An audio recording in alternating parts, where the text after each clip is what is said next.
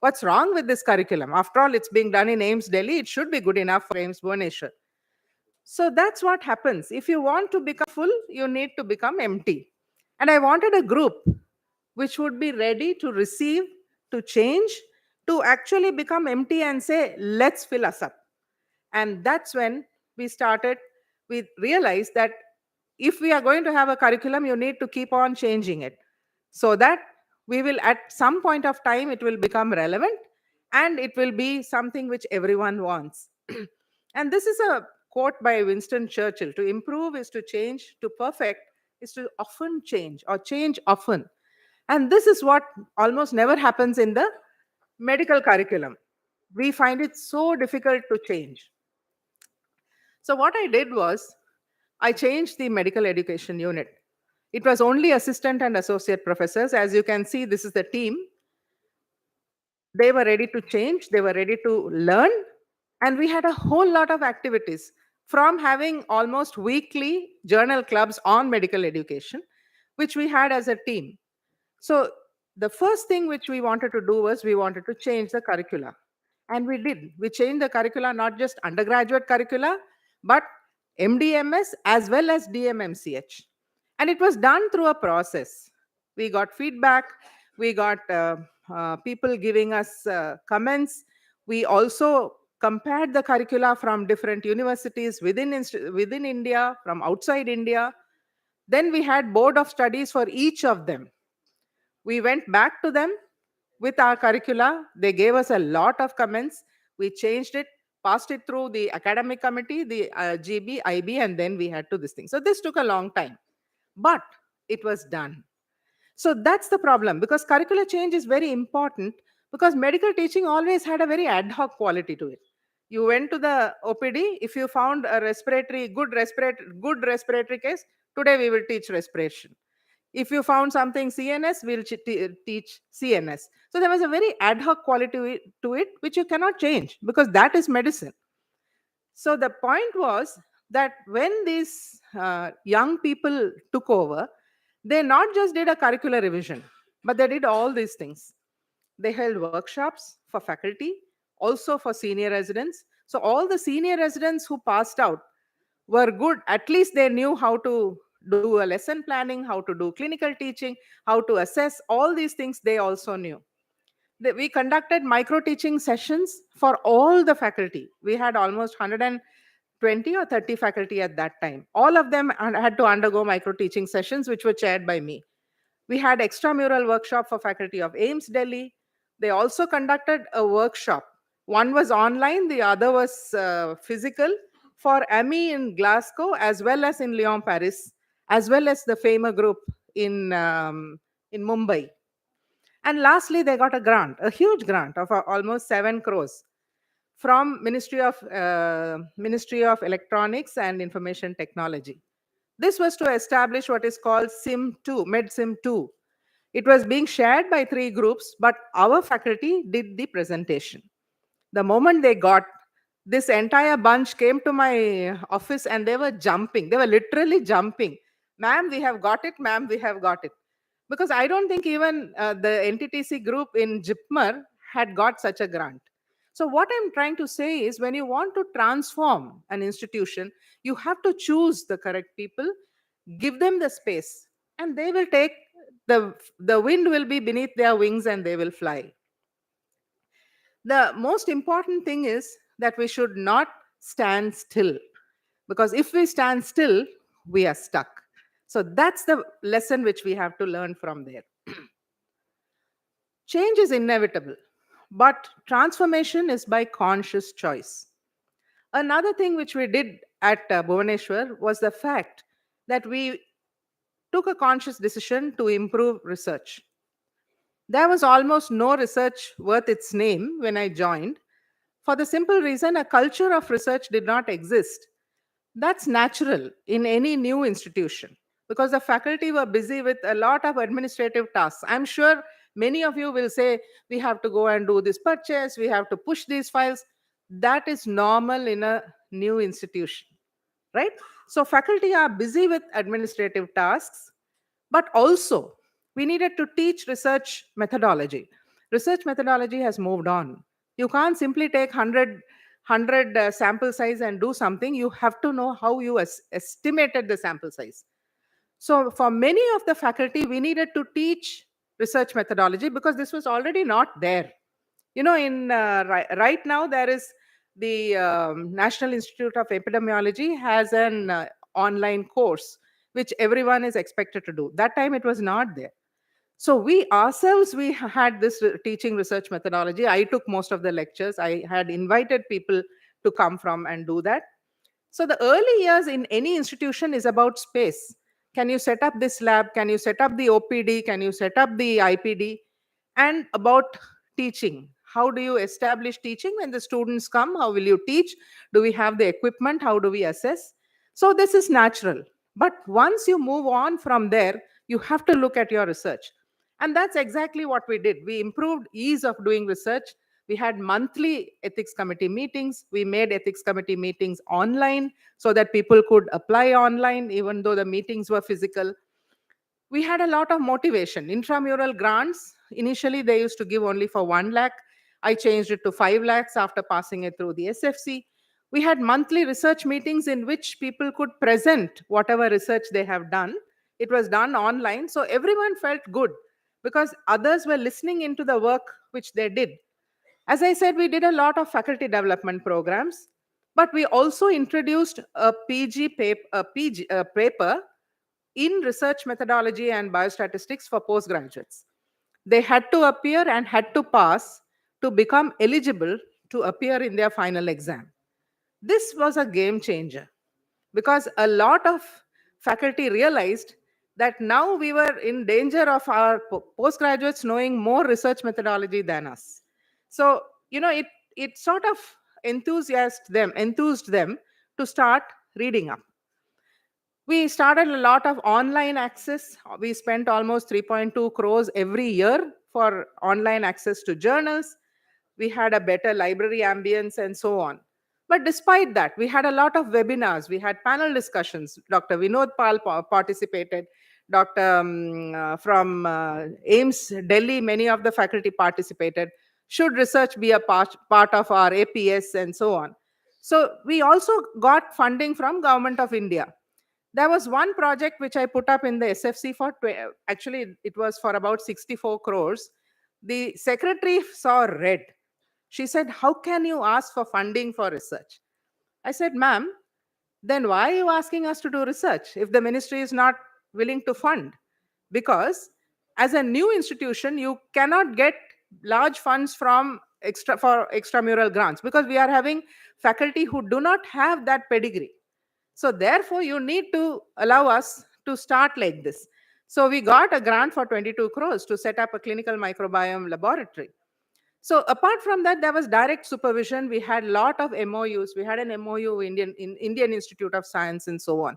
So this set the research culture. If you ask whether the research output increased, it actually went off the charts. Not just because we did all this, but also because people wrote a lot of papers, they wrote a lot of grants, because they get only a few percentage, isn't it? So all this added on. The postgraduates are given about 50,000 rupees from ICMR for doing a thesis, and 100 are approved. And in 2022, January 2022, so they applied somewhere in August when I was already there, 11 postgraduates from Aims Bhubaneswar got. So out of 100, if 11 are getting, 11% is going to Aims Bhubaneswar. That shows that whatever we did worked. It may not be only what we did. There would certainly be other things, but that's the thing. So when we set up this Center for Excellence in Clinical Microbiome, we got 22 crores approved by the SFC. It officially started only in May 2020, just to study the microbiome in health and disease. But already they have got 12 grants, approved grants. They have already have a state-of-the-art facility with new generation sequencing facilities. They already have publications which are coming out. And of course, we had a lot of collaborations. So just this small tweak in research, which we did because we consciously took a decision, has changed. As they say, our greatest transformation happens through our toughest time. And any disaster should be a learning process. Just like in Guwahati, Bhubaneswar also has these monsoons. And the first monsoon, I knew that Bhubaneswar, there will be monsoon season, but I didn't think the amount of rain that could fall. The first monsoon I was there, the head of radiotherapy called, "Ma'am, you should come and see our Hela machine is almost underwater." We had just established a high energy linear accelerator, and it was like a virtual swimming pool there because of the rain. I was so scared somebody would get electrocuted. Then I thought to myself, not again. So from then onwards, before monsoon, we had a huge setup. We would start clearing the drains, desilting it, making sure all the leaves were there. Everything was in place, including holding a lot of diesel, so that if there was no electricity, we could run our generators. We were ready for that. Of course, we can't help it because when the funny cyclone hit, it directly hit Aims Bhubaneswar. Our front gate flew off. The OPD roof flew off. Our air conditioning unit shut down. Once the air conditioning unit shuts down, all the laboratories couldn't work because all the equipment shut down. So these are things which will happen. But we had a process in place so that when it happens again, we are ready for it. So COVID was another big disaster which happened, but we learned how to cope with the unknown because so many things were new to us. We took the chance and set up a lot of infrastructure using what was given to us, and we also had to meet the day to day challenges. It was taking far too long. If the nurse had a problem, she had to go to the nursing superintendent, to the medical superintendent, to the DDA. Then by the time it comes to me, somebody is dying there. So every day we used to meet online. All of us used to sit and decisions were taken across the board. So we learned how to cope with this. We learned how to help the state department. Many of our people from community medicine went and helped them, and we learned how to communicate with the world. I remember from Bangladesh, they wanted someone who could speak Bengali. And we had three faculty members who would speak Bengali, and we conducted classes, online classes for those doctors. So this happens.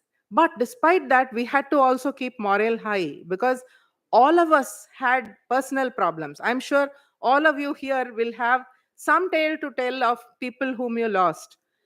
So despite dealing with our own personal issues, we had to keep morale high.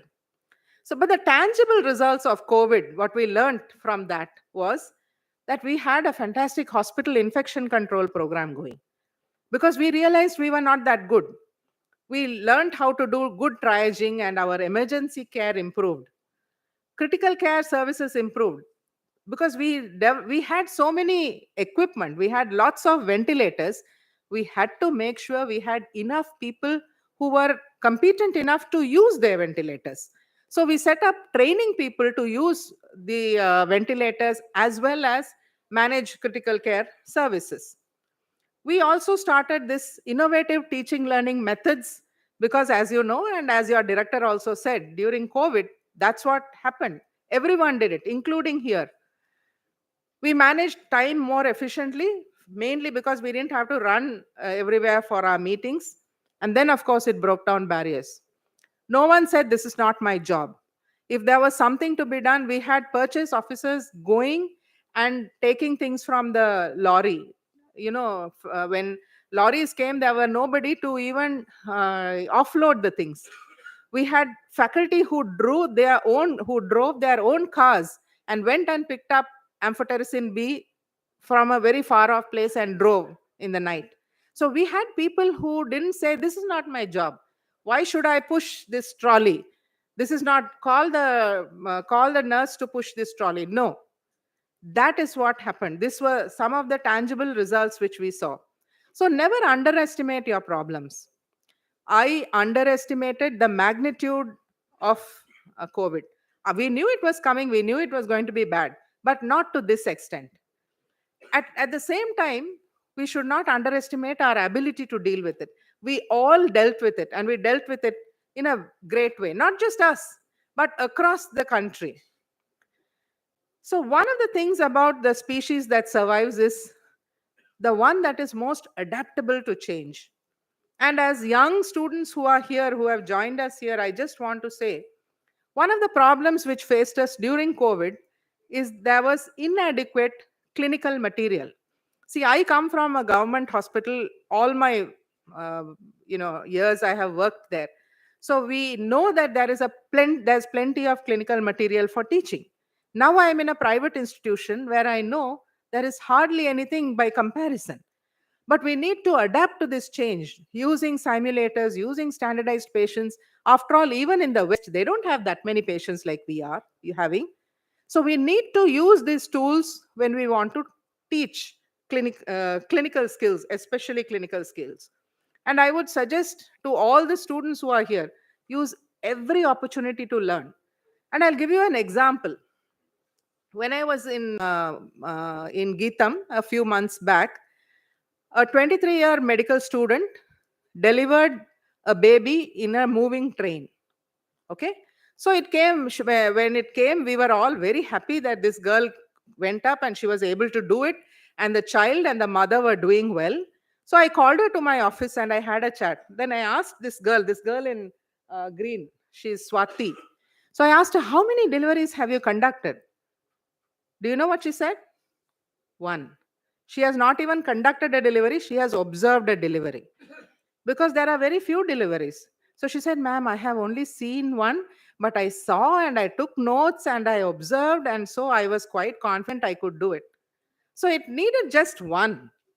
And I was myself so shocked because I have grown up thinking that you need to do at least 20 deliveries before you are confident to do one. So students should constantly engage with faculty. Faculty should constantly engage with students. If you have one experience, use it to the best of your ability, because you don't have the luxury of a large clinical material seen in the old aims which are established.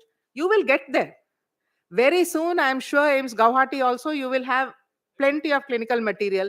But while you are waiting for that, please try to use the best. So, COVID forced us to rethink the way we taught and assessed medical students in a way we would have never done before. Okay. So, sometimes bad things need to happen to inspire us to change and grow. Now, I'll just talk to you a little bit about this mismatch of wants versus needs. Many times, this is something we want. If you ask any pharmacologist, what do you want for a pharmacology department? The first thing they will say is, we want LCMS/MS. Why? Oh, because PGI Chandigarh has, Aims Delhi has, JIPMER has, we also should have one. So this is very true when it comes to surgeons. There are a lot of surgeons here, so I'm happy to talk to them. You ask any surgeon, what do you want? We want robotic surgery. Why? Because it is, if you don't have robotic surgery, you are not there, kind of a thing. But that's not the path which I wanted to go. I said, let's take a look. Cost, running cost versus the number benefiting. All the other departments should have good equipment. So you need, as a director, my job was to make sure that there was something for everyone. And that's the kind of road which I went to take. And of course, it irritated most of the surgeons who were there. Okay. Still, we don't have robotic surgery, but that's for the next director to do. And I'm giving you a story. This is about one Dr. Kannaya Agarwal, whom you see here. He joined Aims Bhubaneswar as assistant professor in nuclear medicine.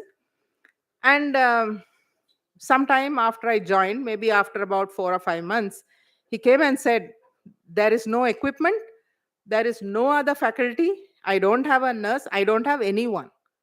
Ma'am, what do you want me to do? I'm getting bored. I told him, write some review articles, go to Cochrane reviews, see whether you can write a Cochrane review, use your time. Then he told me, after another 2 months, he came and said, ma'am, I want to leave. So I thought this is a bad joke because nuclear medicine is something we wanted. So I told him, give me 3 months. At the end of 3 months, if I can't deliver anything, you leave. So it didn't take 3 months. It actually took a little bit more. But by November 2018, we were able to set the gamma camera, as you can see. And only on 1st December 2021, we could at least have the PET CT started. But now we are also going in for a cyclotron. So that's how it is. So if this gentleman had focused on, nothing is going to change, whole time fighting with, yeah, I am not having this, I'm not having that, he wouldn't have come to this. So it takes time. So bear with the administration. When I say, especially the new faculty, you need to have this in mind. There are plenty you can do till you get your ducks in a row. So nothing comes what is worth having except as a result of hard work. And this is very true. There is something called the Kaya Kalpa Award.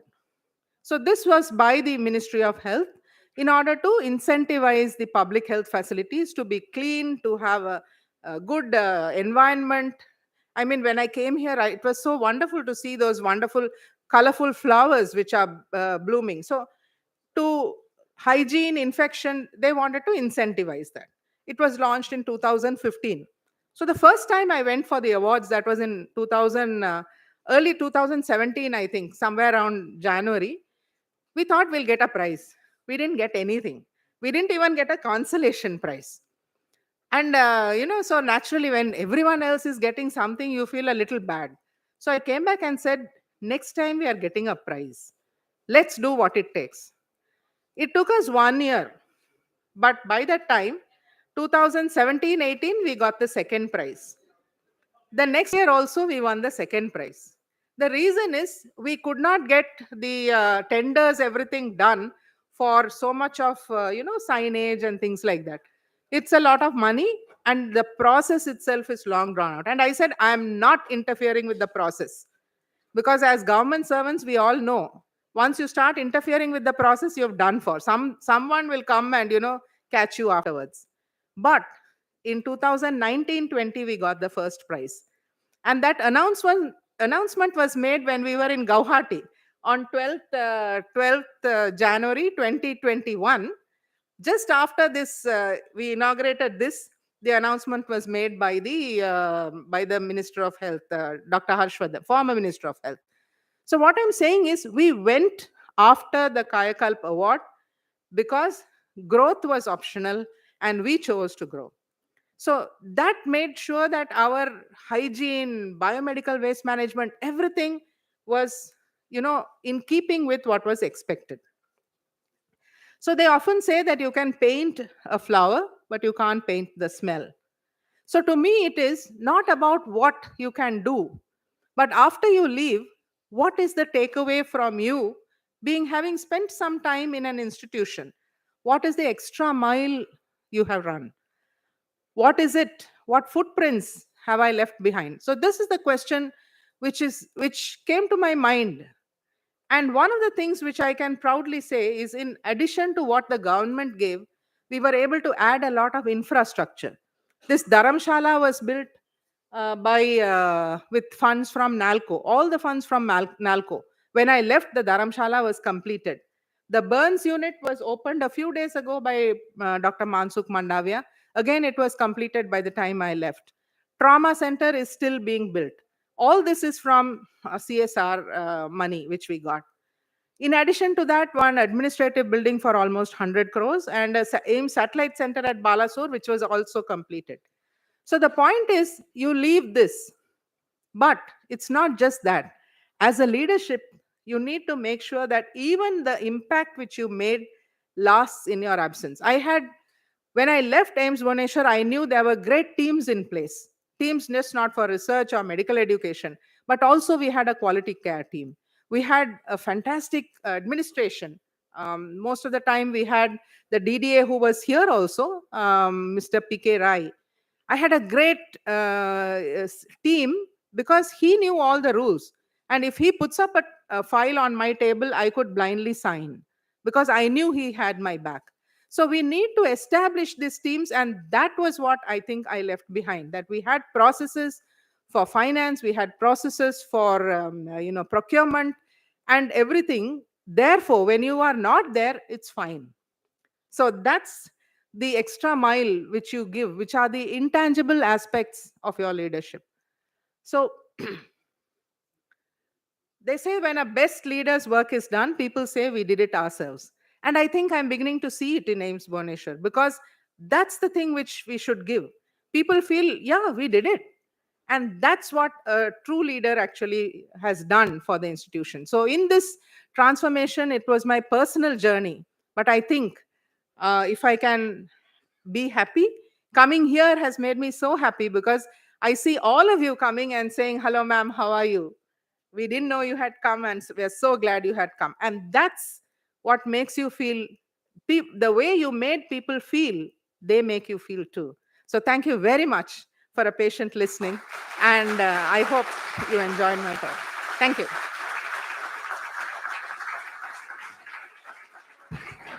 Thank you, ma'am, for truly inspiring and encouraging words. Now, I would like to request our Executive Director, sir, to kindly present Gitanjali, madam, with, ma'am, here, ma'am, with certificate of appreciation.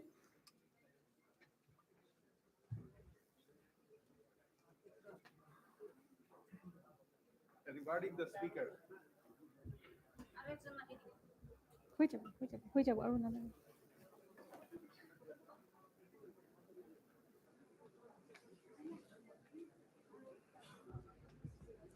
Presenting, madam, certificate of appreciation, Airy Shawl, and the citation for delivering the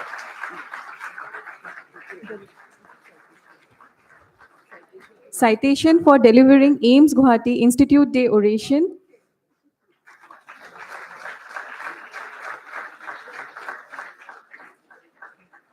and a memento.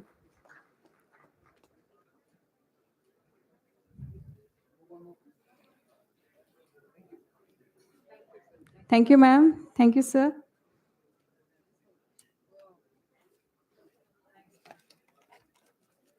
Ma'am.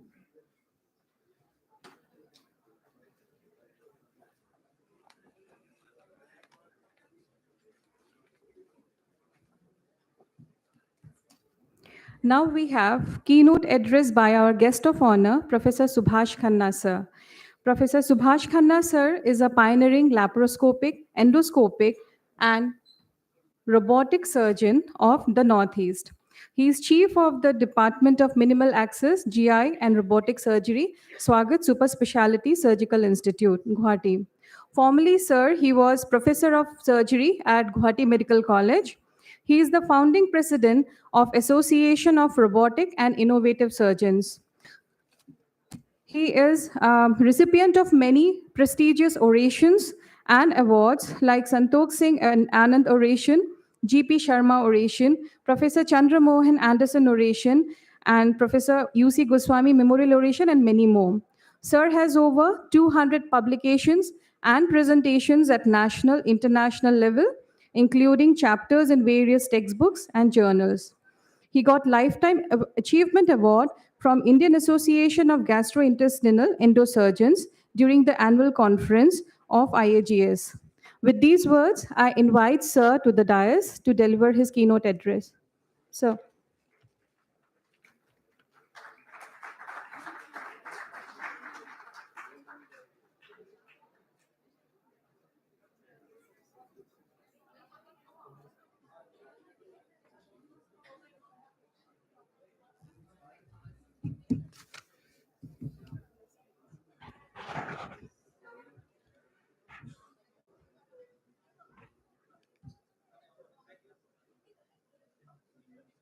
Chief guest of today's program, Professor Gitanjali.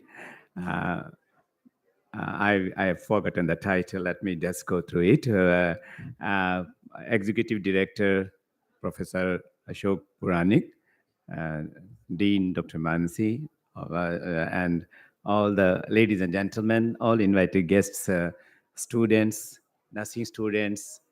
I bring Bihu greetings to you, Bhogali Bihu greetings to you all. And we have, let me first thank Professor Puranik for making me a part of these celebrations. Uh, we celebrate the Foundation Day, the Institution Day, not for the sake of celebration. It's a day when we recognize, appreciate the efforts of the people who could bring this institution to such areas where we were not expecting the institute to come in such a such a short notice. Uh, I would try to. I was given 15 minutes, so I will try to keep it as simple as possible.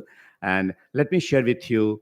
I don't have PPT. Normally, I'm used to speaking on PPT, and normally I deliver talks only on PPT, only scientific talks related to my subject. But what I would do, I would take you to a journey of what you can do being a small town surgeon. When I started my career 40 years back, I passed in 78, 79 MBBS. Uh, it was tier city, tier T city. There was hardly anything. How can you come from that stage and you can conquer the world? And this is what I would like to talk to you and to share with you my experience. First, let me tell you, each one of you have chosen a subject where tomorrow we have heard. It's very difficult to speak after Professor Gitanjali. Wonderful. I was just dumbstruck. But then let me try to speak something different from what you spoke, and let me try to see what they can catch from me also. But I have learned a lot from you today. Okay. So a subject you have chosen is where tomorrow, if you want to do a social work, you can do. If you want to become a robotic surgeon, you can. If you want to do research, you can. If you want to do innovation, you can. If you want to do any other thing apart from the routine work as an entrepreneur, what you can do, what I did myself. Uh, Let me congratulate you once again on completion of this first year.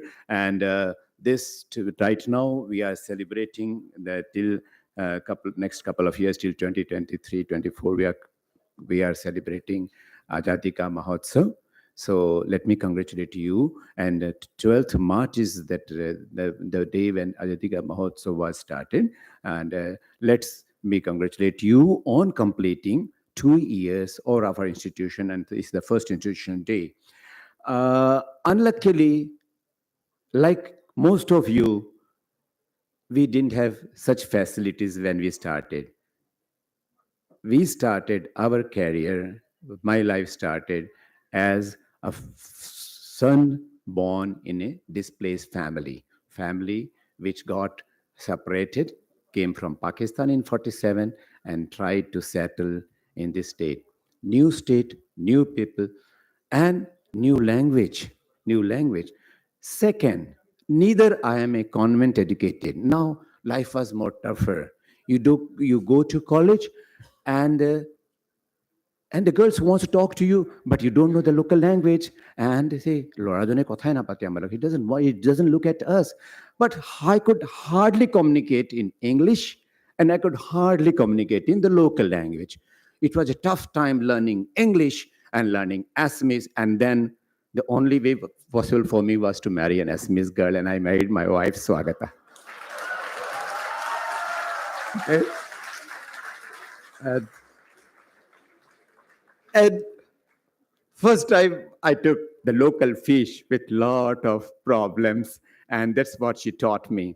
And then this was a life-changing experience for me. My father-in-law was a tough guy, Advocate General of Assam, and I went there with Philful.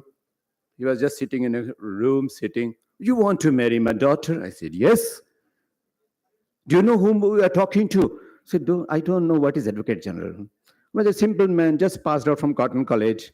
Didn't know much what is Advocate General.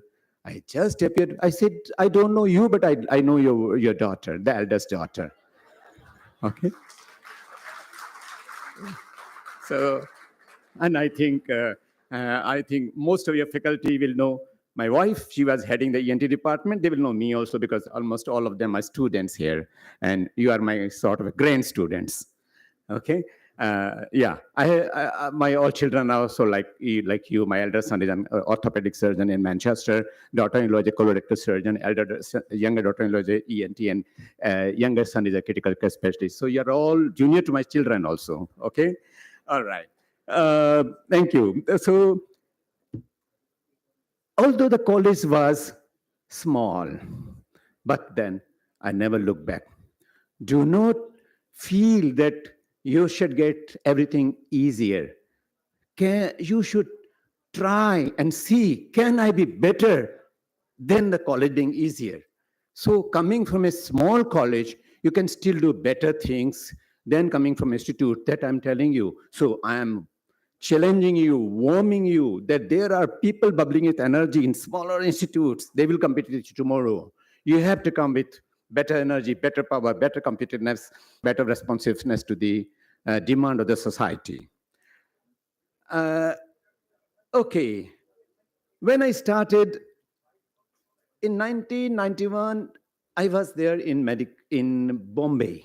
Somewhere in 90, I did the first presentation, Fisher in Nano, somewhere in BHU, Banaras Indian University. Professor Khanna used to be the HOD there those days. So, and that was in Mumbai.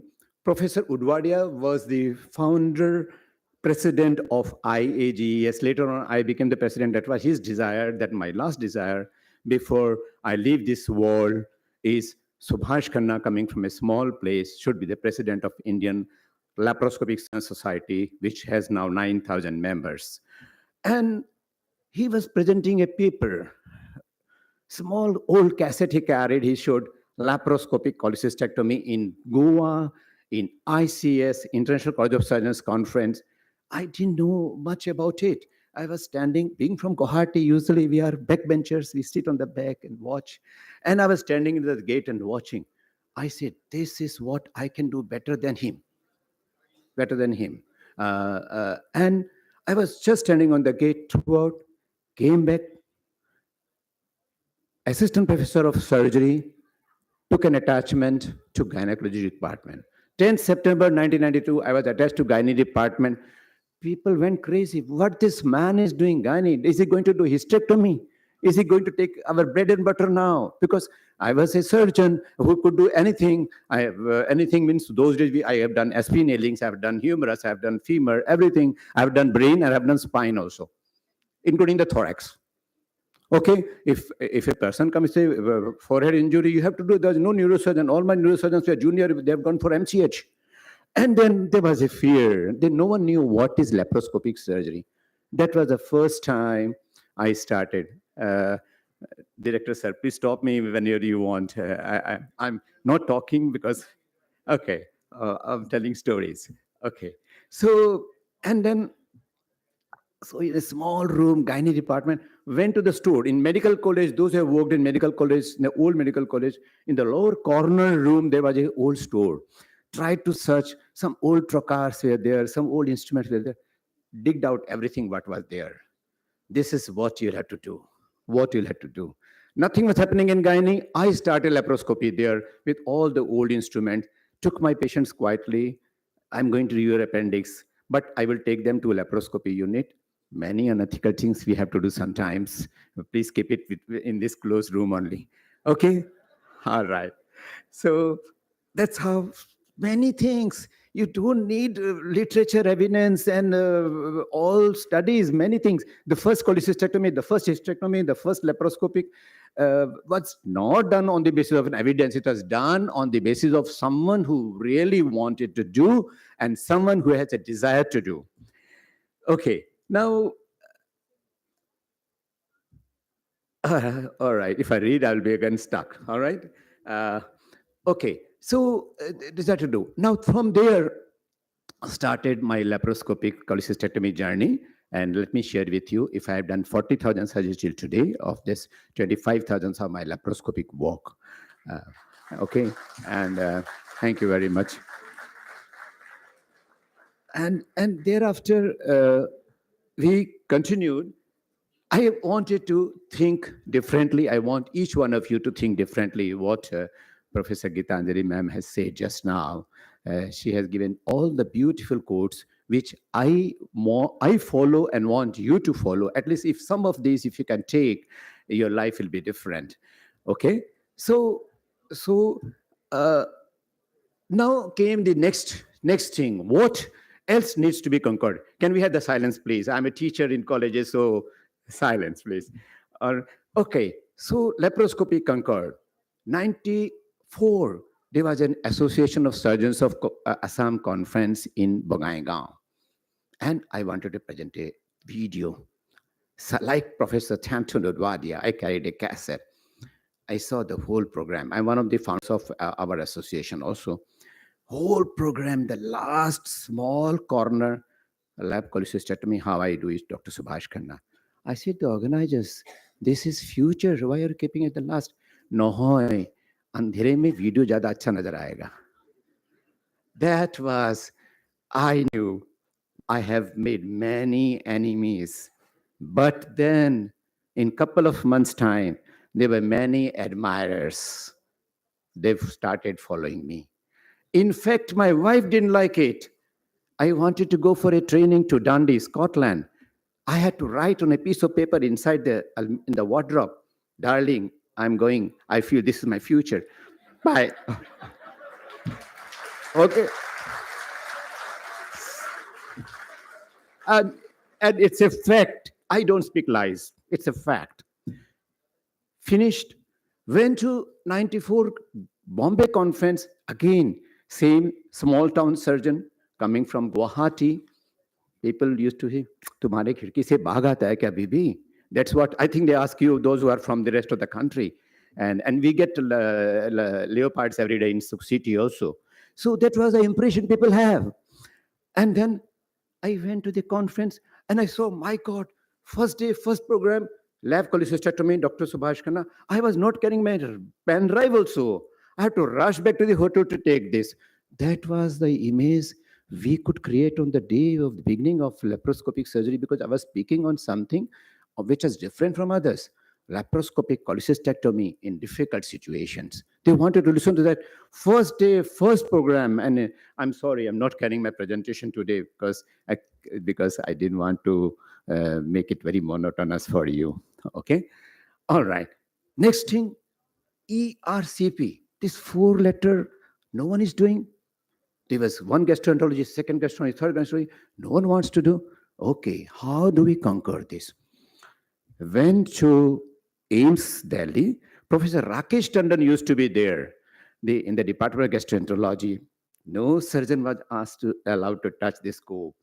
Things have changed now. Anyone wants to. Every year, I train 25 surgeons from 24 states of the country, and they go back, and most of them are HODs. I just recently trained the HOD of Bhubaneswar, HOD of another department recently. They just come, they get trained. I hold their hands and allow them to do cannulation in my patient, because there are 3 patients. They are all consent taken by me. When I'm around, it's all right. So again, something unethical, ma'am. Okay, all right. So who would give in this world allow you to do endoscopy and ERCP in their private patients? Please don't disclose it to my patients. I will lose my patient from tomorrow. Okay, all right. This was another challenge for me. I went to Rakesh Tandon. You are a surgeon. I said, I'm an associate professor, 96, 97. My God, how will I allow? Please note right there, I'm an house surgeon from medicine department. So he didn't give any letter. He said, Dr. Subhash Khanna, an SR from medicine department, Guwahati Medical, may be allowed to undergo training on ERCP. And luckily, I looked younger those days also. Okay, thank you. And I was allowed to be trained. See, training, HOD will not hold your hand, unlike in private. It was the young registrars who were training me, picked up the art of ERCP. And can you believe the first ERCP was done in my chamber at my home And I started cannulating the ampulla waiter or the papilla in all my endoscopies. Diagnostic endoscopy, how does the patient know आप उसको end viewing scope दे रहे हो ना side viewing दे रहे हो, right? तुम्ही end viewing scope दी size ने side viewing scope दी duodenoscopy करसा, how do they know? So the beginning of ERCP in the Northeast India was at my residential clinic, and that is a fact. Okay? Now, what else was left?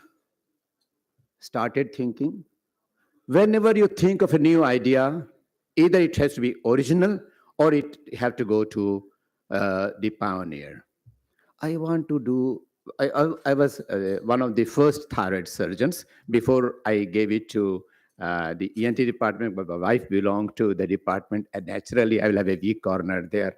So starting from Professor Dilip Barua, HOD, to Professor Goswami, both of them are no more now, my this thing, to Swagata, to everyone got trained under me. All ENT case, ENTs, thyroid, they started doing, and I used to go and teach them and allow them to do.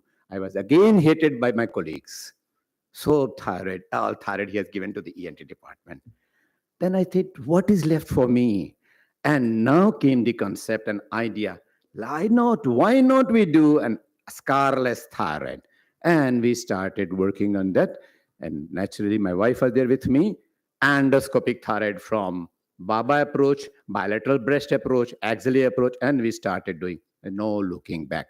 And we did endoscopic thyroid. That was the beginning of scarless endoscopic thyroid surgery in Assam, somewhere in 98, when we did the first workshop in the country by the general surgeons, not by the ENT or the head and neck surgeons, on endoscopic thyroid.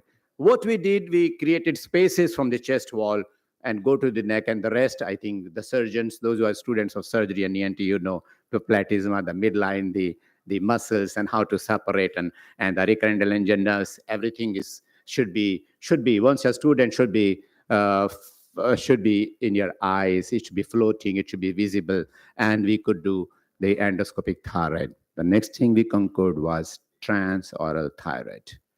All this beginning, I was associated, and my team, I won't say I because my team includes many doctors who did. I would like to say one thing. Whatever you try, whatever race you want to run, the way I accomplished, I wanted to do endoscopic thyroid. And from there, of course, I must tell you a story of how we started doing endoscopic breast. Any breast lesion, it can be done through axilla, through any remote place with the help of endoscopes. And this is one which we presented at an international level. So any new thing, new idea, unless and until you end the race, no one will remember you. Take an idea, try to accomplish this, but then this idea should be unique. I will like to quote here Swami Vivekananda. I'm a big follower of Swamiji, and he used to say, take an idea. This idea should be there in your body, brain, heart, muscle. Every cell should be bubbling with this idea. Whether this idea is of minimal access surgery, or is idea of painless surgery, or idea of early recovery, or idea of endoscopic surgery, or idea of robotic surgery. Whatever it is, your whole body, all the cells should be primed with that idea that this is what I want. I may not know anything about any other thing about the world. I'm not supposed to know. And it doesn't matter for me. If I'm good in my work, I think if I'm good in my work, that's why you have invited me and I'm here with you. If I know 10 things, of course, I do many other things also. But if I know 10 things, you may not. So take an idea. Keep that idea intact throughout your life. You may be doing tonsils, thyroid. If you want to do, I want to do coblation tonsillectomy only in my life, do that only. The way my daughter-in-law is doing only colorectal, do that only, because the things have changed. Things are not the way we used to do. We are old species now. We are almost retiring. So the new breach of the surgeons will have one concept, one idea, one specialization. On that you'll be working. Uh, okay, then came the robotics. And let me tell you, my dear students and ladies and gentlemen, we started a global body couple of months back in April called Association of Robotic, and there's a catch. Tomorrow, robot also may become obsolete. Laparoscopy will be obsolete now for me. I hardly want to do laparoscopy. Everything they connect, I said, robo lagado, I want to sit down and operate. Okay? So Association of Robotic and Innovative Surgeons. Can you believe this association is born in Guwahati and registered in Guwahati? What could someone believe 20 years back that something like this can come from a smaller tier 2 city? This is a global body. Next week, thank you. We are, day for yesterday morning, I flew to SRMC, Sri Ramachandra Medical College, Chennai. You know why? Just a small MOU to be signed with the Vice Chancellor and Vishwanathan and the Dean of Students, Professor Balaji Singh. You know why? What it is? It says that your fellowship, we have started a fellowship, I'm coming to that, is now endorsed by the university.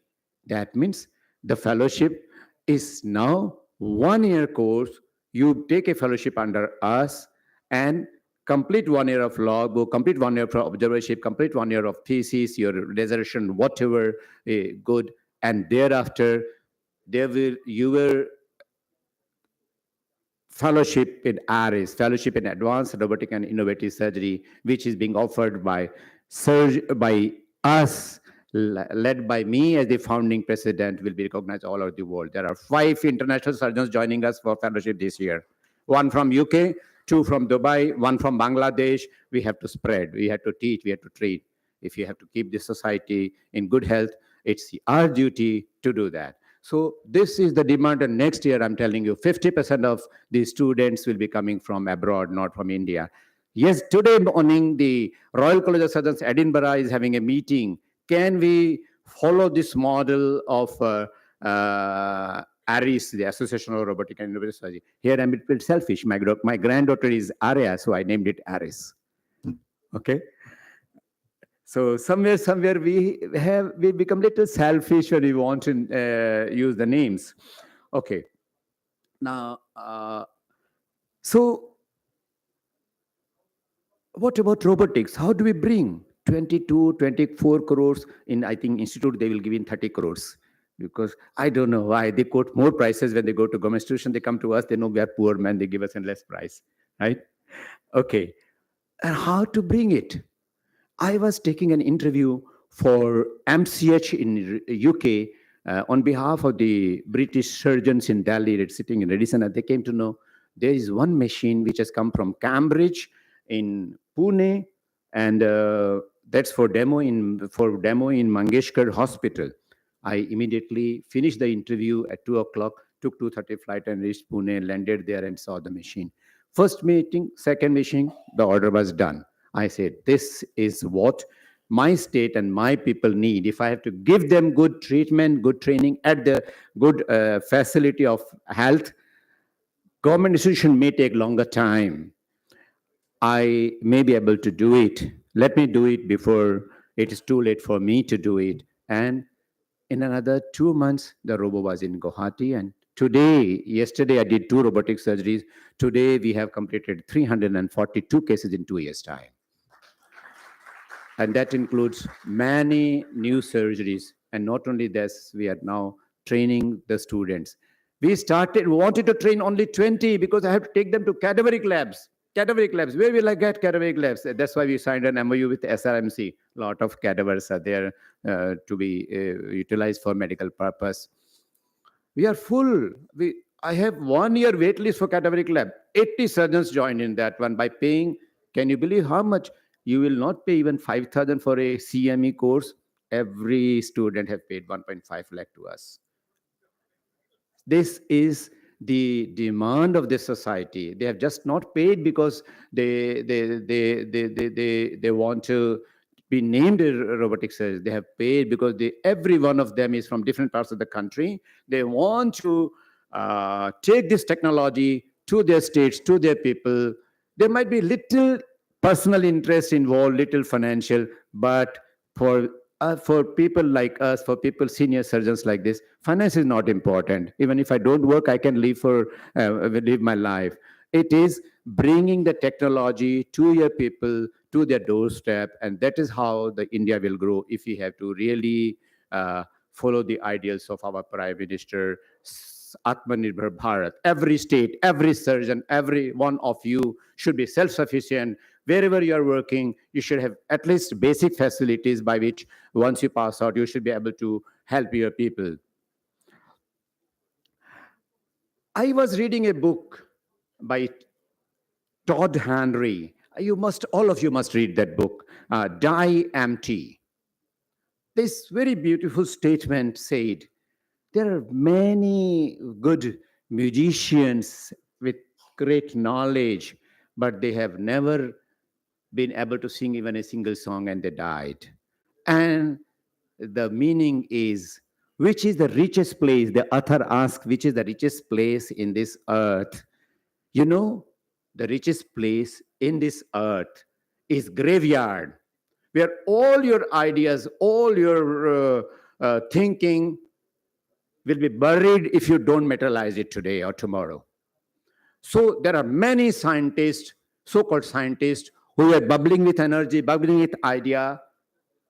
Nothing happened. The idea remained there. They could not do it and they died. So the richest place for me, for all of us, is the graveyard, where there are many big people's thoughts, minds, ideas are buried without seeing the light of the day. One more thing I would like to say. When I'm standing here, by now you know my age. Please do not worry about failures. Ma'am has already said about failures. You know, do not worry. I'll say, wherever you feel that I have stumbled somewhere, there might be a treasure below it. I had a problem. Of course, I'm a very, I'm touch wood. I look healthy. I had a problem with the spine. Thursday, landed in one hospital, 2 o'clock. Do my MRI now. You want to, tomorrow, his surgeon says, he's a friend of mine, I'm traveling tomorrow out of Guwahati, out of Delhi. Okay, do my MRI now. It's a fact. MRI done 4:35. What do you want? I want to get operated if it is really causing problem. I don't want to go here and there. I don't want any open surgery. I want endoscopy. I want technology. Night, 11 o'clock, I was taken up for surgery. Next Friday afternoon, 2 o'clock, discharge. I was in a 5-star hotel having lunch. Saturday, Sunday, Monday, I was operating on others. This is the beauty of technology. And as I said, I don't speak lies. Facts are facts. Thursday, spine surgery done. Monday, you back to work. Can any one of you do this? Many of you can do this, provided you have a vision. I want to become an endoscopic spine surgeon. And you can become. So there are many things which are there for you to be. If you would have taken 10 lakhs, I would have paid him. If you would have taken 5 lakhs, I would have paid him. So the world is big. And remember, wherever there's a problem in your life, you may be having something good there. I had a problem, I came back, I got some award for something. I said, my God, I had a big problem. So I don't think I had a bad day. It was a good day. I took 2 days and third day I come back and get an award. Okay. I am also a little bit about myself. I'm also one of the lucky ones. From the childhood, the way now I have imbibed surgery in each cell of some of the students, if not all. Some other students, some of you must want to be a surgeon like me, isn't it? Because surgeons are, sorry, are slightly different class people than others. Because from childhood, whenever someone asks me, you want to become doctor? No, no, no, I want to become a surgeon, not a doctor. Okay? Agreed, agreed. So the story was, I was taken to, I attended a wedding in Punjab when I was about 7 or 8 years old. I had a fracture. Little bit bending is still there. And you know what? Poor guy, poor father, in the bicycle. Punjab, there used to be a small tokery in the front of the cycle. And he used to put me in there, take me to a bone setter, with some halwa, you know. Huh? So with hot, this thing, paste, oh, horrible time I had. That lingered in my memory. And that was the beginning. Then I thought, coming from a small Punjabi business family, I should do something in medical, not in business. And this is the changing moment for me. And again, this is a fact. I was in Jalandhar or Panipat somewhere, and my father used to take me to a bone setter and used to do that massage. And I don't think I limp today, but then the limb was bent little bit. That's fine. With a bent limb also, if you can do surgery, it's okay. All right, I think I have taken enough time. Thank you very much. I give my blessings to all of you. Thank you. So my blessings to all of you. Thomas Edison has said, success is 1% inspiration and 99% perspiration. For you all, it is 99%, what do you say, ulta. Take an idea, but then make it 50-50. Work on that idea. You are going to treat human beings. Today, whatever chapter, if you are reading a chapter on appendix, tomorrow you're going to remove some appendix. Please be thorough with your subject, thorough, everything. And then only you touch a human being. Please remember, every chapter of your book tomorrow is going to help you in treating a human being. Work hard. I give all my blessings, best wishes in your journey, in this voyage of yours, in pursuit of excellence. Thank you very much. Thank you once again.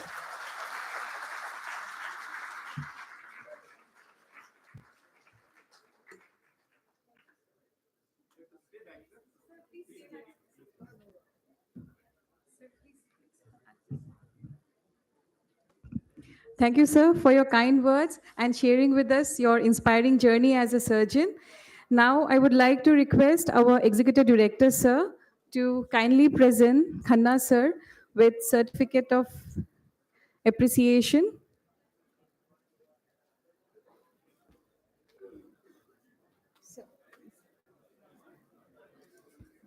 Presenting, sir, with a memento.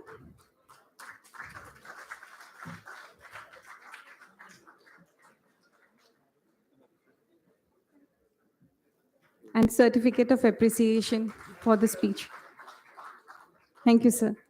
Yes, sir. What an incredible journey and a story we heard. It's so inspiring. I think all the adversities and all the adversity makes you a person. From every kind of exposure, you learn something.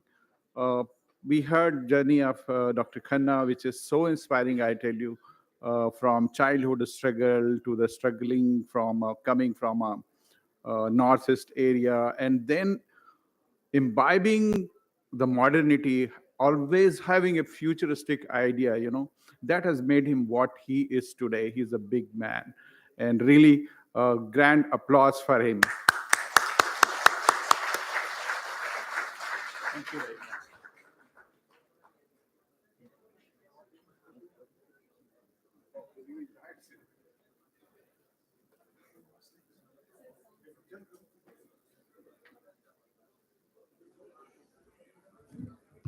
So moving forward with the program, I would like to share that we will have distribution of awards to students for various activities which were held for the Institute Day program by our distinguished dignitaries.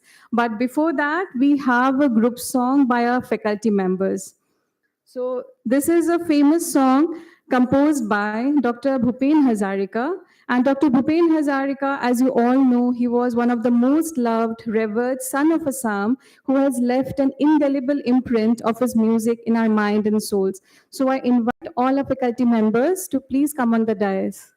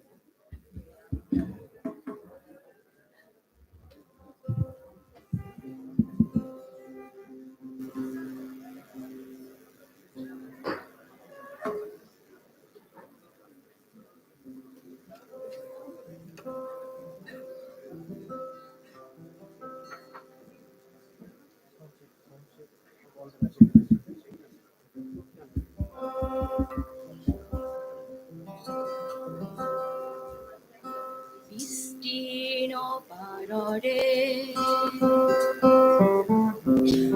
অসংখ্য জনৰে হাহাকাৰ শুনিও নিঃশব্দে নীৰৱে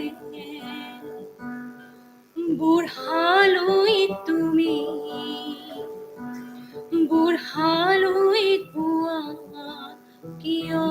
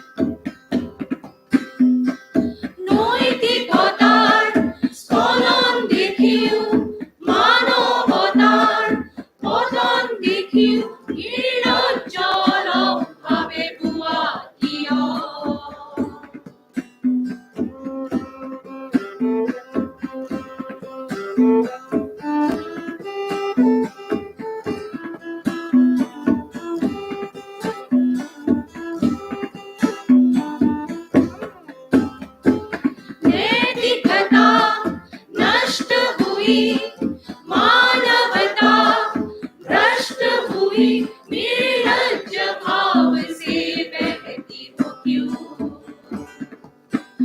বিস্তীৰ্ণ পাৰৰে অসংখ্য জনৰে হাহাকাৰ শুনি নিশব্দে নীৰৱে বুঢ়ালৈ তুমি বুঢ়ালৈ হোৱা কিয়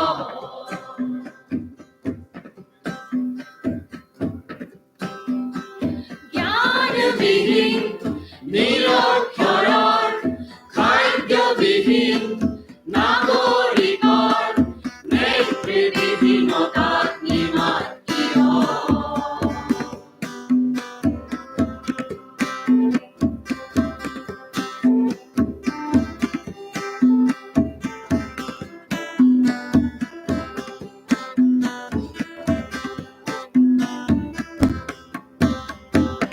अनपढ़ अक्षरहीन अंगिन जन खाद्यविहीन नेत्रविहीन निष्मोह इतिहास की पुकार करे पुकार ओ गंगा की धार निर्मल जन को सबल संग्रामी समोप्रगामी बनाती रही हो क्यों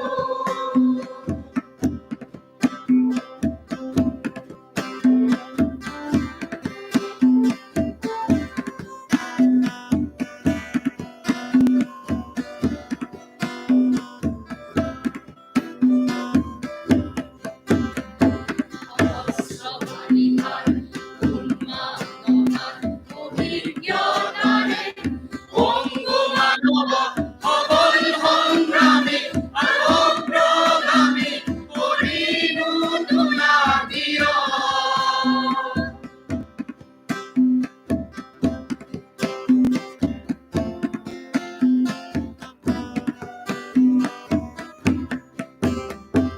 তুমি যদি ব্রহ্মার পুত্র এই বিকৃত তেনে নাম মাত্র নহলে প্রেরণা নিদিয়া কিয় স্থিৰ পাৰৰে অসংখ্য জনৰে হাহাকাৰ শুনিও নিশব্দে নীৰৱে বুঢ়ালৈ তুমি বুঢ়ালৈ হোৱা কিয়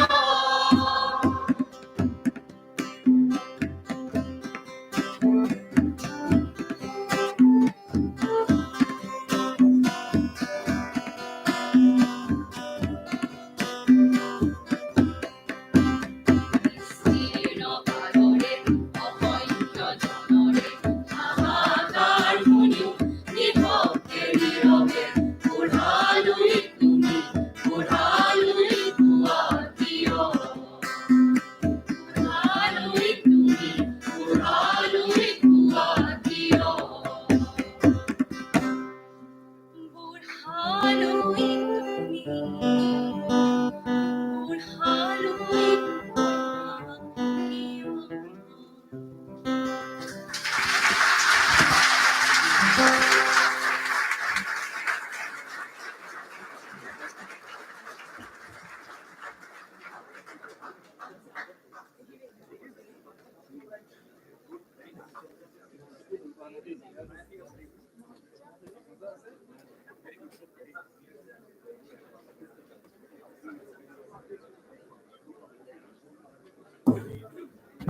Thank you to all the faculties. That was truly a melodious performance.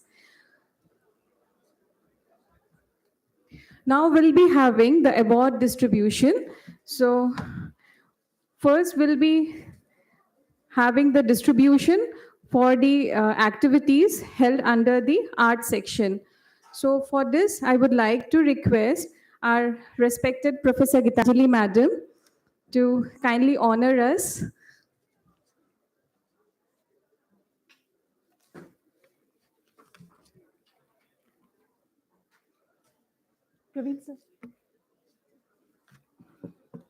For the treasure hunt competition, so we'll be distributing, madam, the first prize only. The second and third were already distributed. So for the treasure hunt, I would like to call upon Rehan Adil Khan.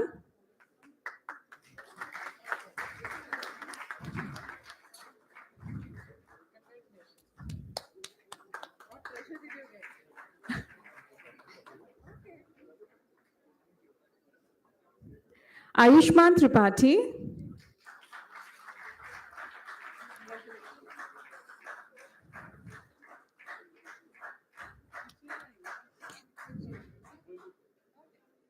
Next is Raghav Mathur.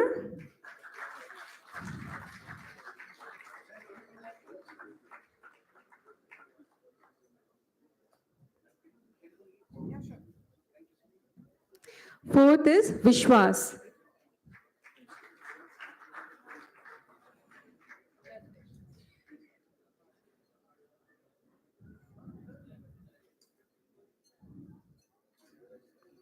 Thank you. For the quiz competition, I would like to call upon Pratriya Talukdar.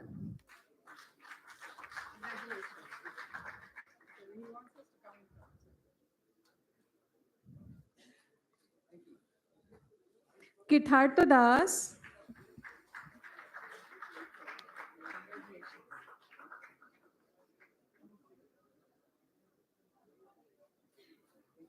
Sagar Pathak.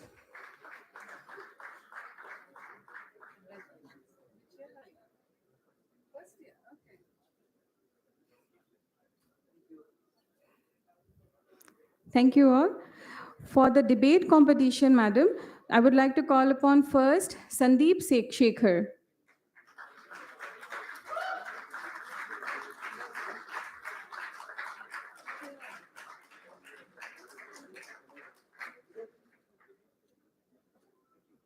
Ashutosh Chakravarti.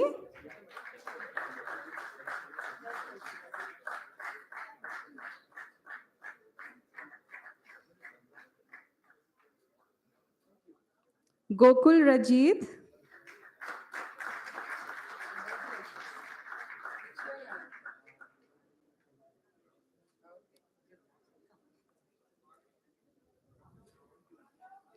Ayushman Tripathi.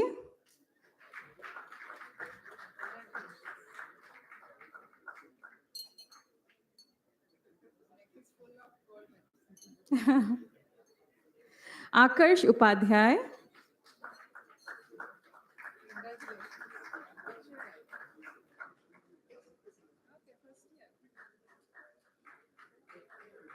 Ms. Chaki G. Bulton.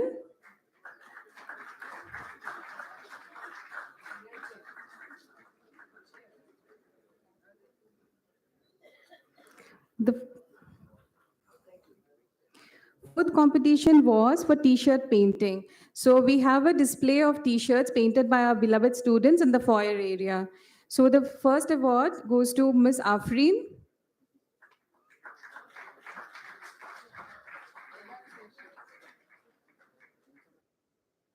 Yeah, it's a teamwork of three participants, Afreen, Swastika, Rizal, and Neha.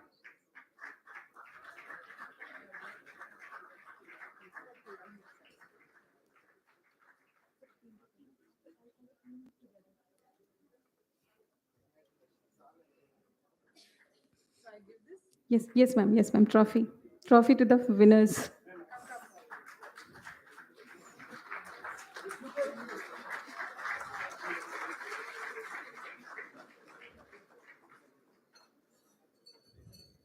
Thank you, madam. Thank you.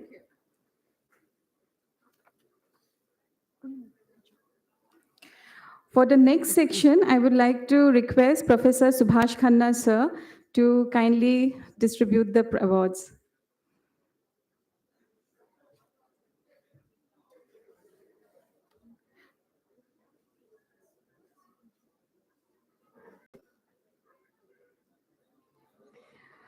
So there was best of out of waste competition. So the first award won by the team Abhichal Raj and Arnav Jyoti Haloy.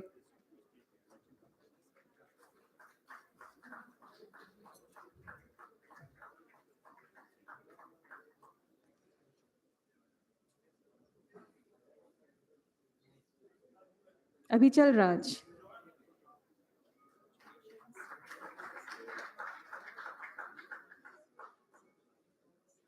And to Arnav Jyoti Haloy.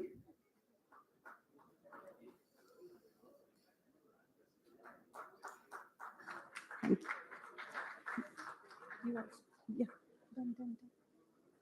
For the solo song competition, in the semi-classical, the first prize was given to Miss Suman Shah. Oh, sorry. Suman Shah, na?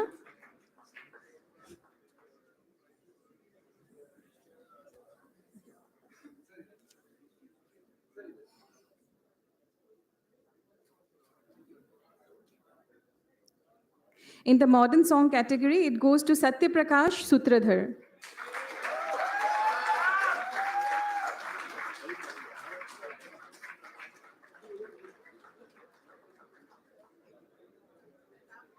Now we have first prize for the solo dance. It goes to Raghav Mathur.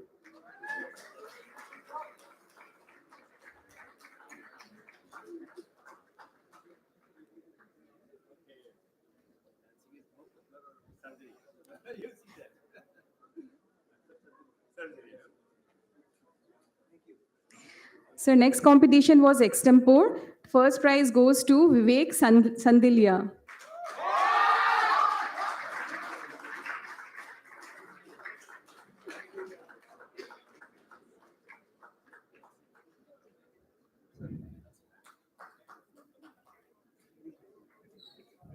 Thank you, sir.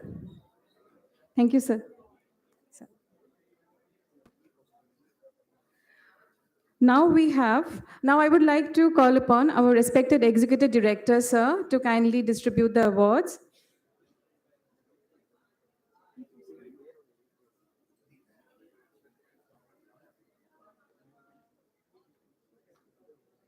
Which category? Sir, e-poster. So the first prize goes to Ashish Lutel.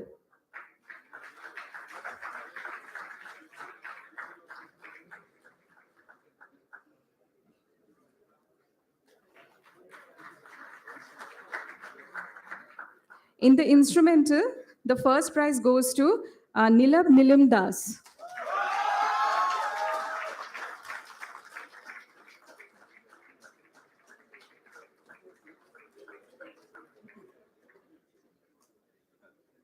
In the Meditech section, the first prize, it goes to Satirthya. Spelling correct? Satirthya, Raghav Mathur, and Vishwas. Yes, sir. The team. Yes, sir. Satirthya, Raghav Mathur, and Vishwas. And yes, sir, the trophy for the first prize.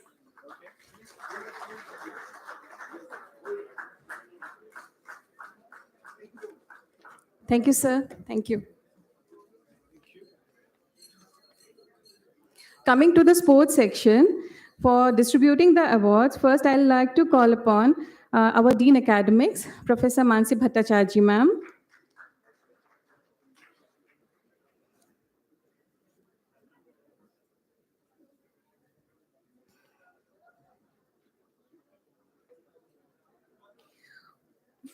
For the chess section, the first prize was won by Soham Sahu, but he's not well, so the prize will be taken by Sumedha Jha.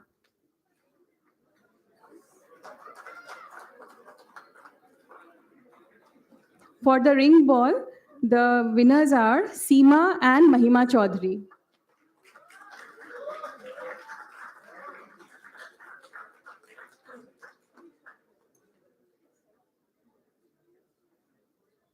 And trophy to the team.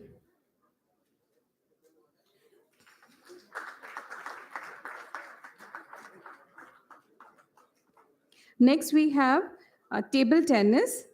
The winner is Ayushman Tripathi.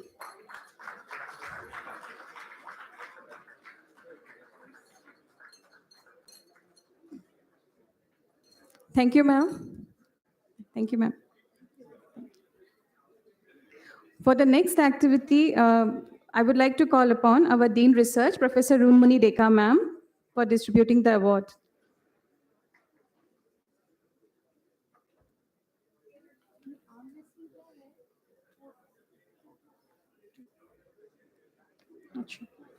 The section is arm wrestling. The first prize goes to Aditya and Muskan.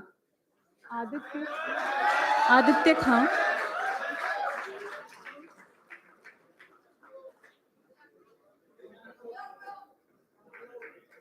and Muskan.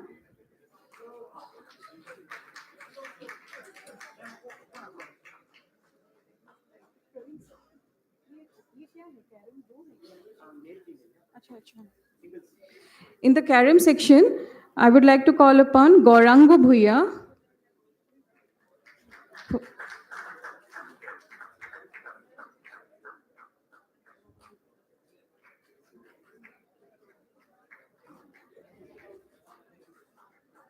In the female section, Prerna Kumari.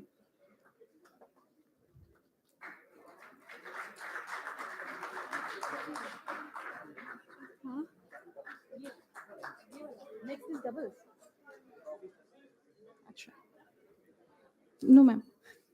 Next is doubles. I would like to call upon Harjeet and Samir.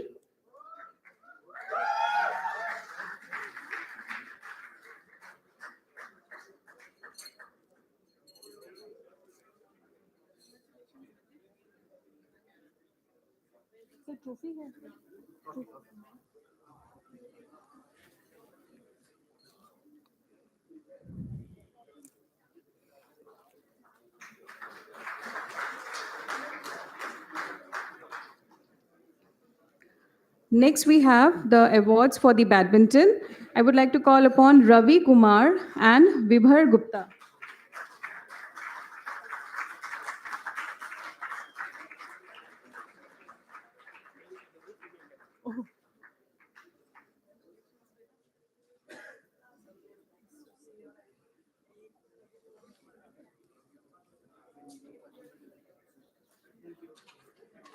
In the female section of badminton, we have Prerna Kumari and Satvika Reddy Mitapalli.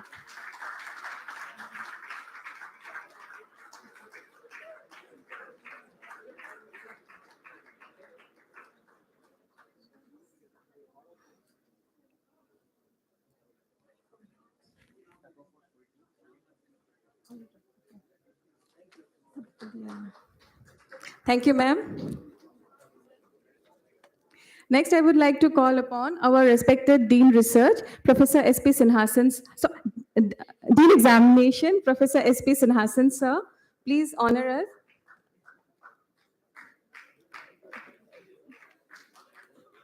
For the tug of war, it's the team of Dharma Ram Dudi, Abhimanyu Anand, Rabesh B. Pujeri, Priyansh S. Mishra, Gajendra, Akshay Verma, Lokesh Kumar Saini, Pradeep Swami, Dinesh Kumar, Ritik Samota.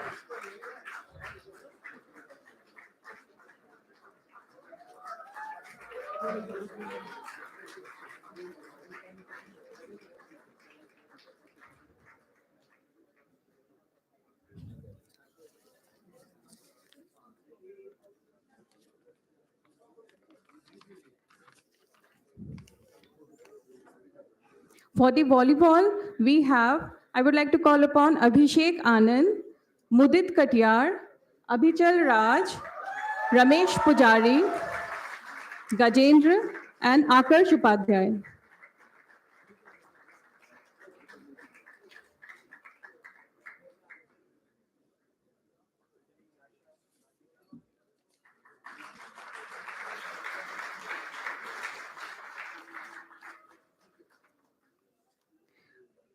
The last competition is throw ball. So I would like to call upon Prerna Kumara, Anjali, Yasha Gupta, Satvika Reddy, Mahima Chaudhary, and Muskan Kumari.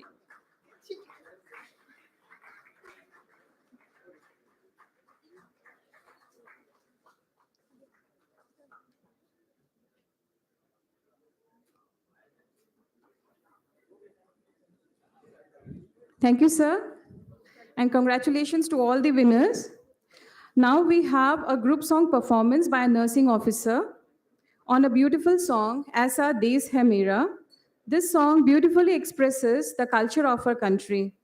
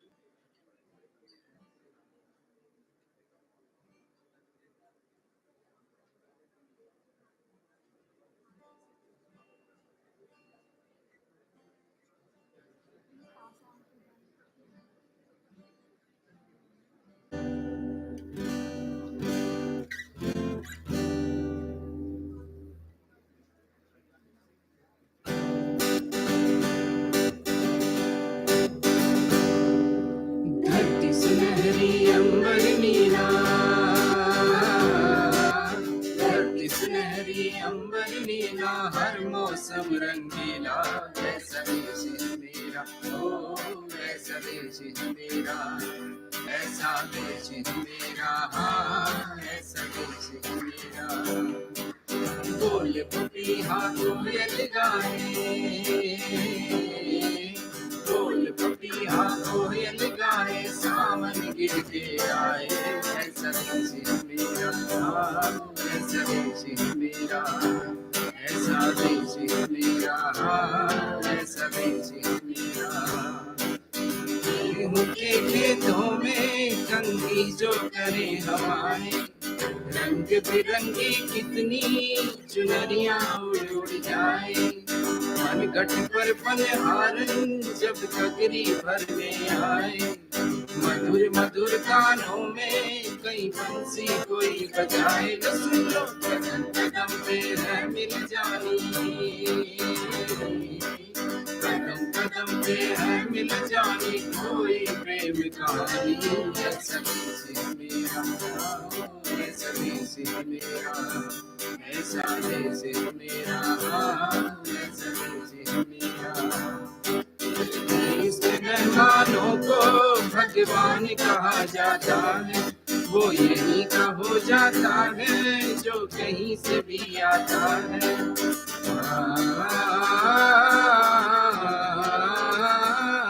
तेरे देश को मैंने देखा, तेरे देश को मैंने जाना,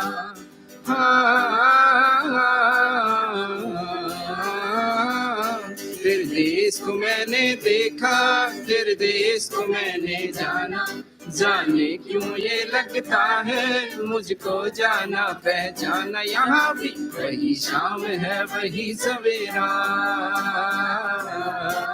वही शाम है वही सवेरा, ऐसा ही देश है मेरा, ऐसा देश है मेरा, ओ ऐसा देश है मेरा, ऐसा देश है मेरा, हाँ ऐसा देश है मेरा।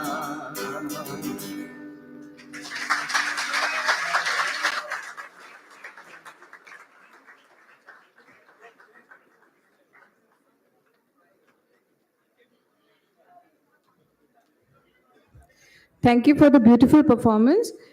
I would like to request our dignitaries to kindly honor us by having today's lunch with us. We are coming to end of our inaugural function. So before that, we have a musical performance by our beloved students.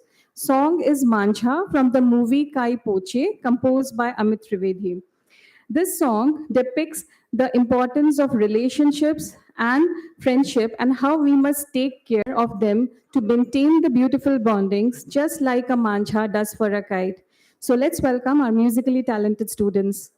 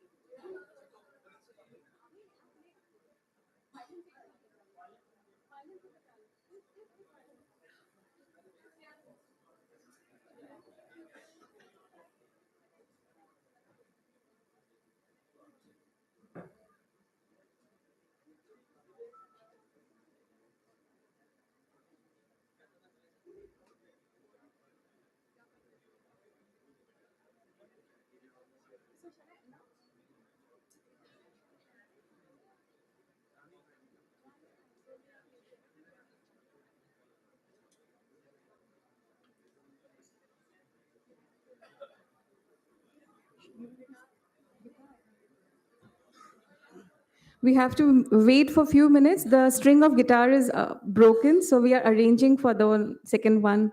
So please bear with us. So Dr. Fullain, we are arranging, sir.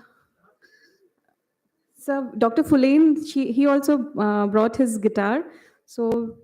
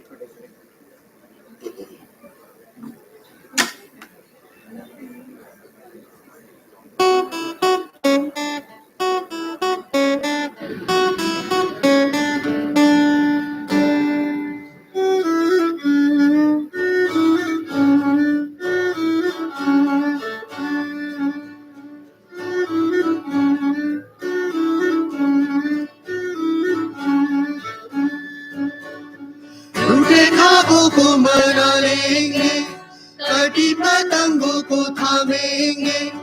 हाँ हाँ है जज्बा, हो है जज्बा, सुलझा लेंगे उलझे रिश्तों का मांझा।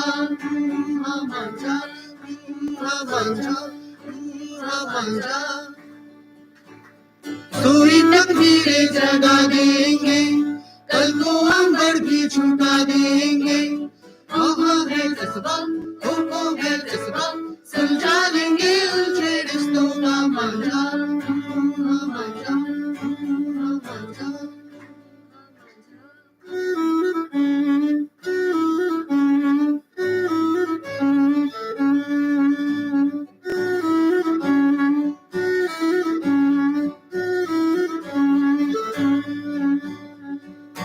दर्द को हवा देंगे रिश्ते दर्द को दवा देंगे जीते कभी हारे कभी गम तो यार होगी दो पल के मेहमान रिश्ते दिल्ली से भी लागेंगे रिश्ते लहू भी तो मांगेंगे आंसू कभी मोती कभी जा भी मांगे आलू कर देंगे कुर्बान बिसरे यारों को भुला लेंगे सोई तकदीरें जगा देंगे हाँ है जज्बा है जज्बा सुलझा लेंगे उलझे रिश्तों का मांझा मांझा मांझा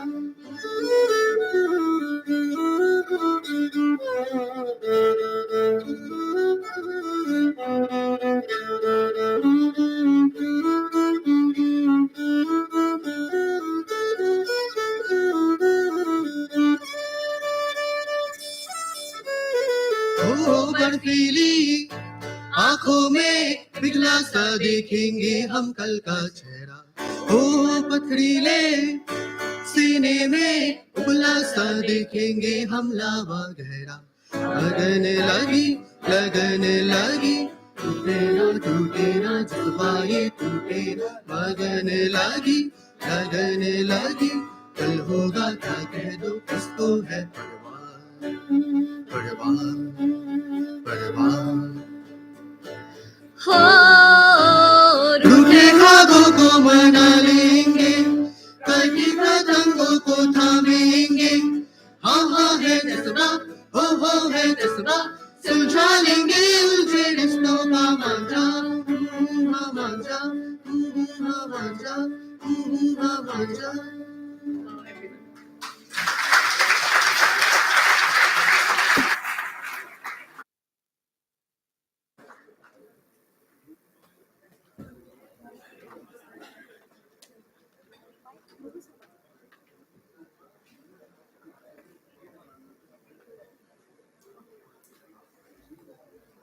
Thank you for the truly melodious performance. So now I request our Dean Academics, Professor Mansi Bhattacharjee ma'am, to propose vote of thanks. Ma'am.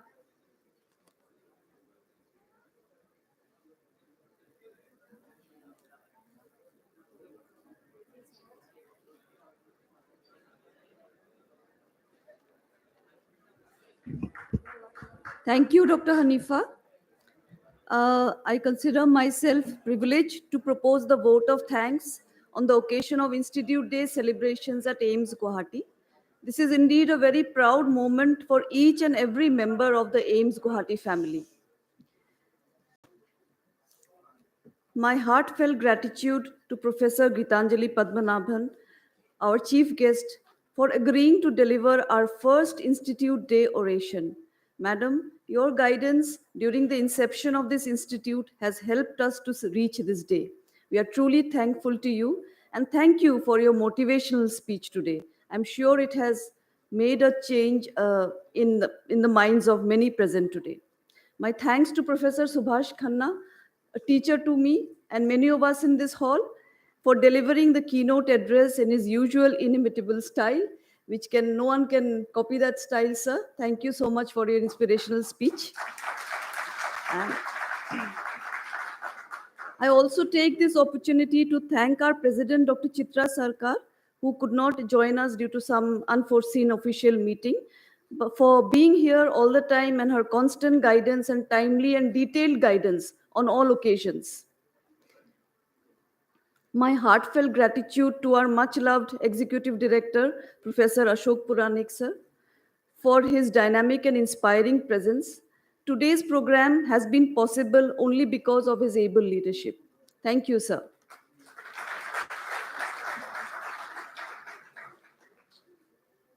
My sincere thanks to all the dignitaries of the dais.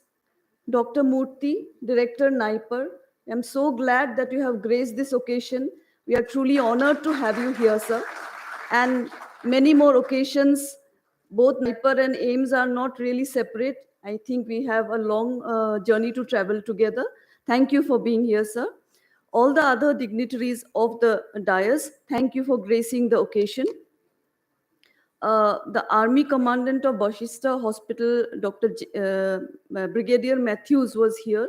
I thank him for taking out time and coming here and being a part of today's program.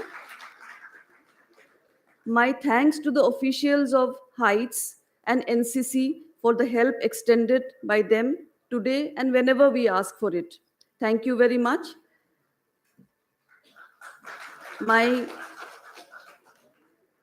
Giving the vote of thanks is a little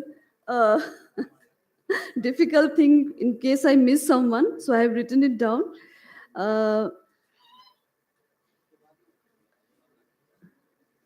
today's event would not have been possible without the hard work of the dedicated team of faculty members of Aiims Guwahati under the leadership of Professor Runmoni Deka, our Dean Research, and Dr. Jayashankar Kaushik, I think, who has been spending sleepless. A big hand.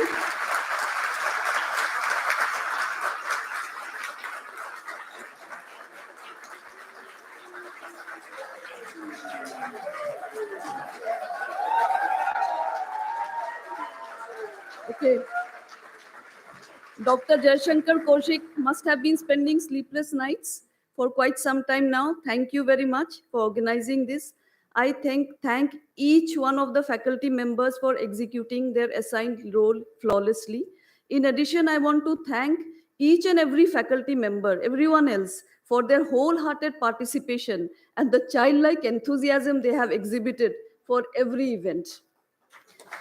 I thank my sincere thanks to our Deputy Director Administration, Mr. Mag, our officers of the administrative section from the account section for their wholehearted support in making today's event a grand success. I would also like to thank faculty members and the officers of the engineering section for looking after the technical aspects of today's event. Thank you very much. Our newly appointed nursing officers, a big thank you to all of you for your active participation to make today's event successful.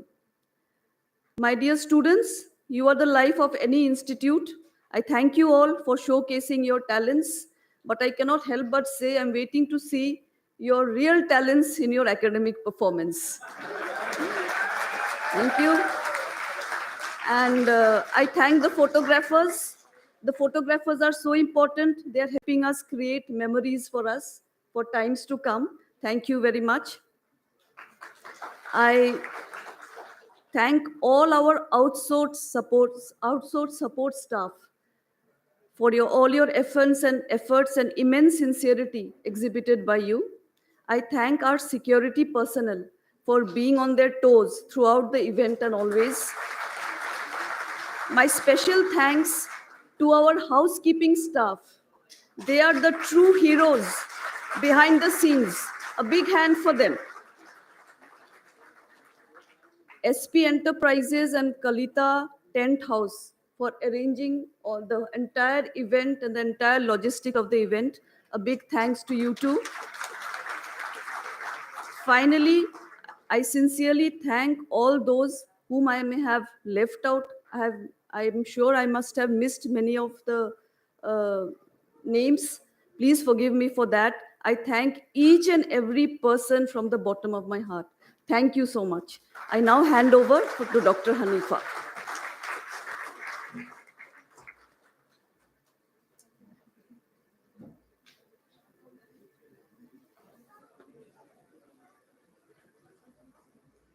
Thank you, ma'am. Now we shall be closing the function with national anthem. So I request our faculty members to please come on the dais. May I now request all to kindly stand for the national anthem.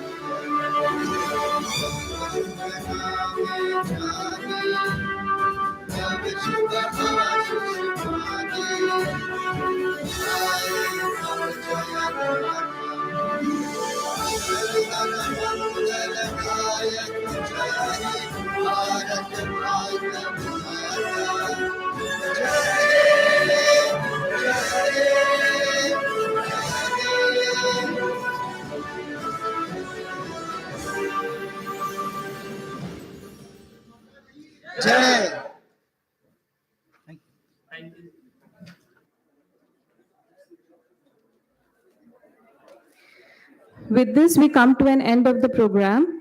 All of you are invited for lunch. Lunch has been arranged in the dining halls. Will all are invited and all are requested to please have lunch in the dining hall. We'll be joining soon post lunch at 1:30 for the cultural activities. So all are invited and requested to attend the cultural program. Thank you.